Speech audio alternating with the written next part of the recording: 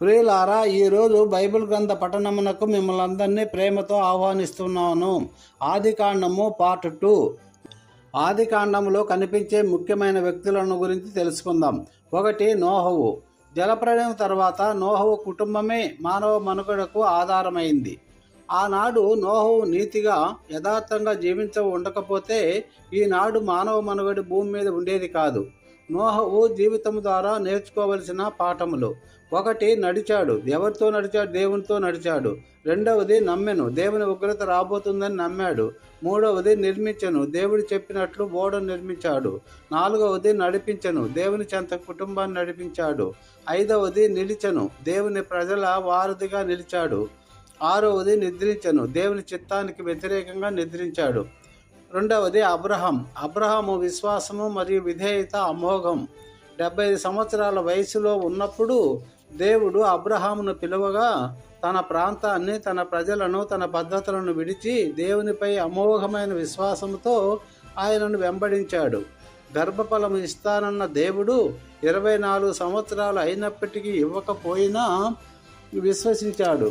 ఫలితం 25 సంవత్సరాల తర్వాత తన వృద్ధాప్యమందు అనగా 100 సంవత్సరాల వయసులో వాగ్దాన పుత్రుని పొందుకున్నాడు. అబ్రహాము విశ్వాసులకు తండ్రిగా, సమస్త జనులకు ఆశీర్వాదంగా మారాడు.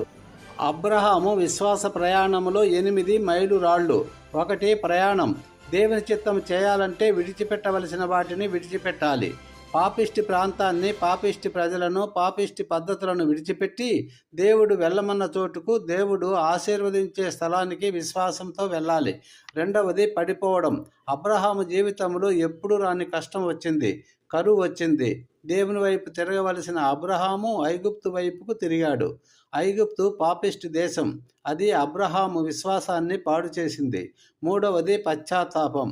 దేవుని సెలవు లేకుండా చేసే ప్రయత్నం ప్రమాదమని, అవమానమని గ్రహించి పశ్చాత్తాపడ్డాడు. తిరిగి మరలా బలిపీఠము కట్టి తనను తాను పునరంకితము చేసుకున్నాడు. 4. ప్రమాణం. నేను నీకు అత్యధికమైన అభివృద్ధిని అనుగ్రహిస్తాను అని దేవుడు ప్రమాణము చేశాడు. 5. పరిహాసం. శారా బలము ఉడిగిపోయి స్త్రీ ధర్మం నిలిచిపోయిన తనకు వృద్ధాప్యములో సంతానము కలుగునా అని తనలో తాను నవ్వుకొనెను. అబ్రహాము 100 వానికి సంతానము కలుగునా అని సాగిలపడి నవ్వెను. 6. ప్రతిఫలము. అబ్రహాము కనపరిచిన విశ్వాసానికి దేవుడు నిర్ణయించిన కాలమున ప్రతిఫలముగా ఇస్సాకును పొందుకొనెను. దేవుడు జవాబు ఇవ్వడానికి ఒక సమయాన్ని నిర్ణయించాడు.